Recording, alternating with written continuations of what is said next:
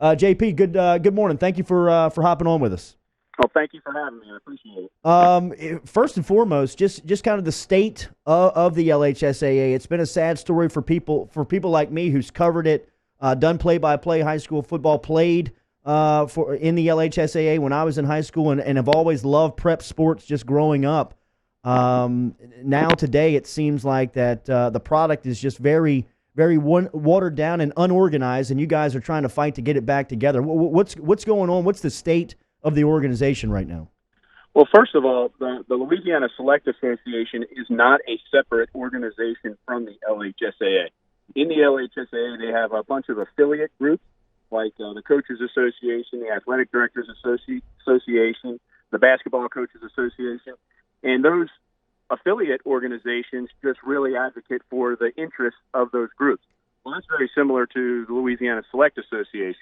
We're just an affiliate organization that our goal is to do three things. Number one, to protect the interests of the select schools. Number two is to organize a playoff structure. And number three is to host championship events.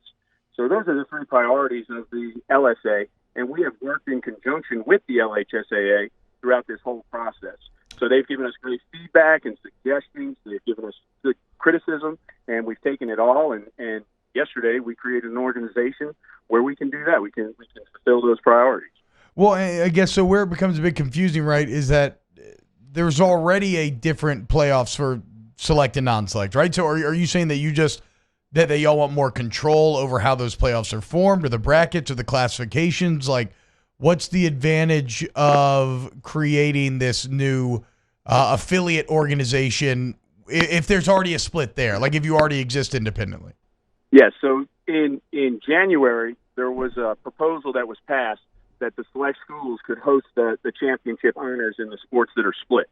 And then in February, the LHSAA communicated a letter to the principals of the select schools saying, hey, listen, this is what we can do for you for your championship honors. Here's what you're responsible for. And it's a daunting task to put on a championship event. So what we needed to do as select schools was say, what's the best way that we can make an excellent venue for our players and our fans and a great experience.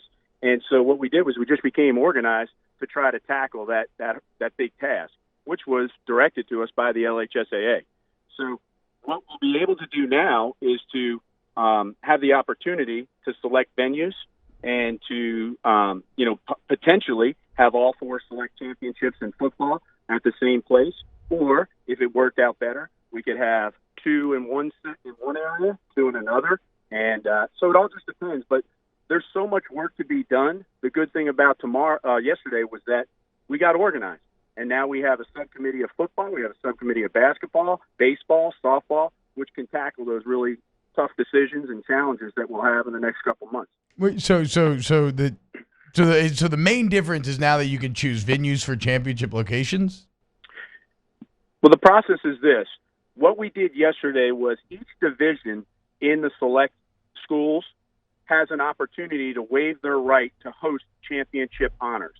If they do that, let's take, for example, Division I.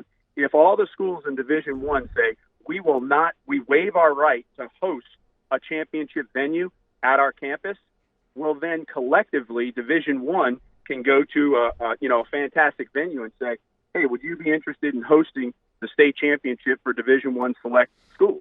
And our feedback so far from just initial conversations with venues is, yes, we would be very interested in hosting select championship. Is the gap now too wide between the private and public to ever get back together? I don't think so. In fact, what overwhelmingly, there's 107 select schools. Overwhelmingly, the select schools want the LHSAA to get back together.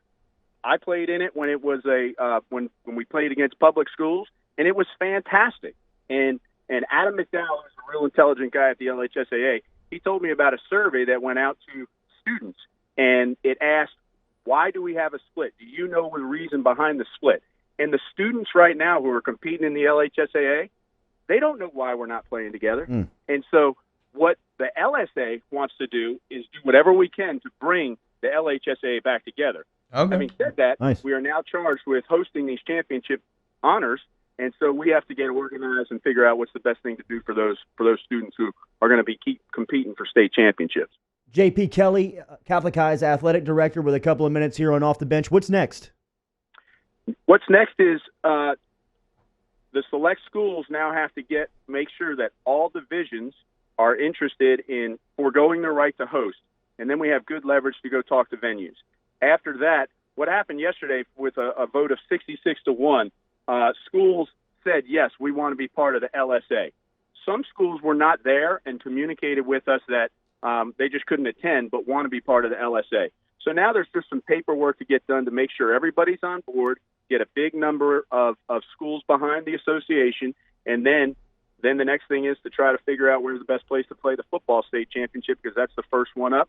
We need to clarify some dates with basketball that are a little confusing right now, and I think we can work with the LHSAA to do that. And then overall, hopefully in January, the LHSAA has been charged with putting a proposal on the table that gets the schools back together. Do whatever we can to help that pass. Nice. Send our best to your head football coach, Gabe Fertitta, this morning, who I know welcomed in a new baby to his family. Thank you for the time this morning. Thank you very much, man. Y'all show's awesome. I listen to it every time I go to work.